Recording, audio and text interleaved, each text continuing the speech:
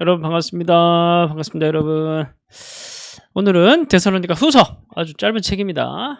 오늘은 한 장 반밖에 안 되는 아주 짧은 책인데, 그러나 내용은 굉장히 무겁습니다.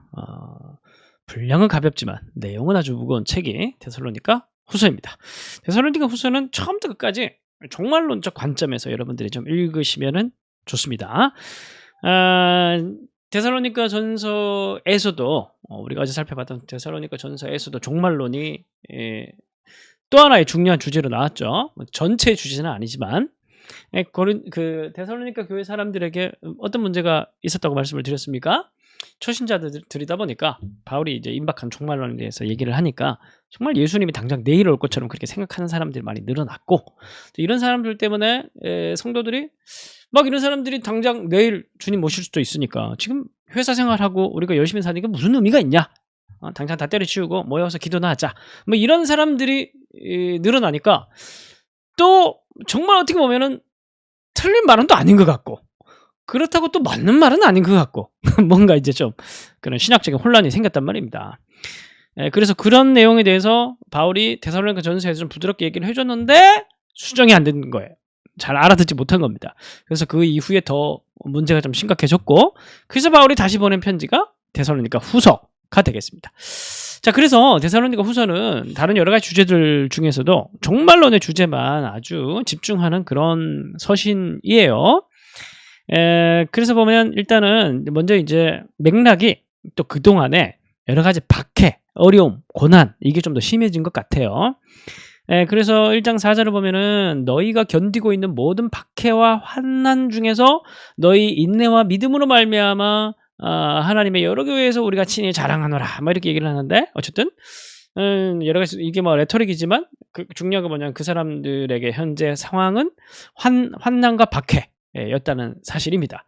그러면서 이 환난조차도 먼저 종말론으로 해석을 합니다. 바울의 이야기를 보면, 그래서 보면 이제 1장 5절에 하나님 나라에 합당한 자로 여김을 받게 하려 함이라, 그 나라를 위하여 너희가 또한 고난을 받고 있다, 뭐 이렇게 얘기를 하면서 1장 7절에 보면은 예수께서 하늘로부터 불꽃 가운데 나타나실 때, 뭐 이렇게 얘기를 하면서 종말론의 분위기를 만들어가면서 너희들이 결국 이 고난을 당하고 있는 것은 종말의 날에 예수님께서 오실 때 구원의 증거가 될 것이고, 너희가 참된 그리스도인이라는 증거가 될 것이고, 그리고 반대로 8절 보면 하나님을 모르는 자들과 예수의 복음에 복종하지 않는 자들에게 형벌을 내리시리니, 결국 그날은 그들이 지금 현재 그들을 괴롭히고 박해하고 있는 그 사람들은 그것이 그들에게 증거가 되어서 영원한 형벌을 내리게 될 것이다, 그렇게 얘기하면서 현재의 고난을 종말의 날을 바라보면서 이게 내가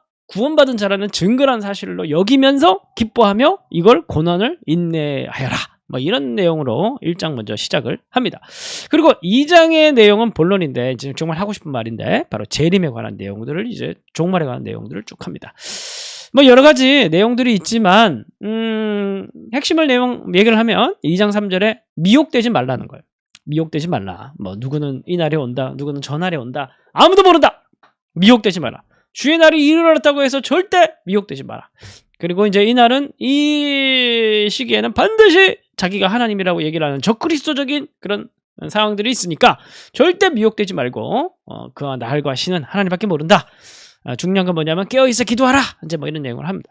그 2장 13절에서 3장 5절까지에서는 이제 여러 가지 지켜야 될 것을 얘기를 하는데, 2장 15절 보면 형제들아 굳건하게 서서 말로나 우리의 편지로 가르침을 받은 전통을 지키라 라고 얘기를 하면서, 정확하게 이 전통을 지키라는 말이 무슨 의미인지는 모르겠지만 바울이 이제 뭐 쭉 그들에게 가르쳐 줬던 어떤 그리스도인으로서의 어떤 그런 뭐 교리적인 내용이나 뭐 이런 예배 안의 질서나 뭐 이런 내용들이 있는 것 같아요. 그래서 너희들이 내일 당장 이제 주님이 오신다고 하니까 막 무질서한 그런 모양들이 있었던 것 같아요. 종말을 기다리는 자일수록 미혹되지 말고 마음으로 흔들리는 거죠. 그리고 외적으로도 무질서하게 행동하면서 교회 안에서도 흔들리지 말고 무질서하지 말고, 그리고 3장 6절부터 이제 15절까지에서는 이제 그 공동체 안에서의 그 혼란을 일으키는, 무질서를 일으키는 사람들에 대해서 떠나라, 사귀지 말라, 야단을 쳐서 경고해서 부끄럽게 만들어라. 그렇게 하면서 그들에 대해서 아주 강경한 태도를 가질 것을 요구를 합니다. 그런 사람들 가만 내버려 두면 교회가 무질서해지기 때문에 그렇습니다. 그러면서 중요한 건 뭐냐면은 이제 2장 11절을 보면 너희 가운데 게으르게 행하여 도무지 일하지 않고 일을 만들기만 하는 자들이 있다니 이런 자들에게 우리가 명하고 그리스도 예수 안에서 권하기를 조용히 일하여 자기 양식을 먹어라. 이렇게 얘기합니다. 그러니까 내일 주님이 오시더라도 오늘 사과나무를 심는 일을 그만두지 말라. 뭐 이런 내용을 말했다고 볼 수가 있겠습니다. 그래서 데살로니가 후서는 이 종말론의 맥락에서 무질서하게 만드는 그런 사람들에게 마음으로도 흔들리지 말고 미혹되지 말고 교회 안에서도 무질서하게 행동하지 말고 흔들리지 말고 교회 밖에서도 우리가 일상생활에서 흔들리지 말고 네가 하던 거 그대로 하고 내일 주님 오더라도 오늘 당장 내가 해야 될 일들을 충실하게 하면서 살아가니까 그게 바로 진짜 종말을 기다리는 자의 삶이다. 이렇게 얘기를 하고 있습니다.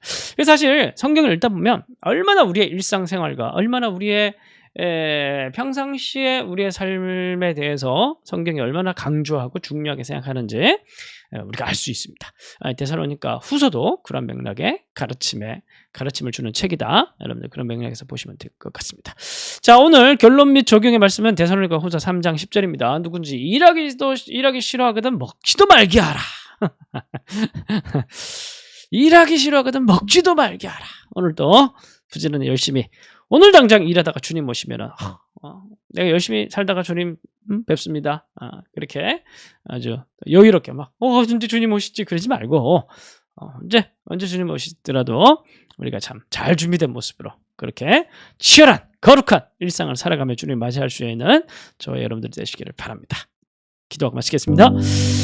하나님, 오늘은 데살로니가 후서를 통독하게 됩니다.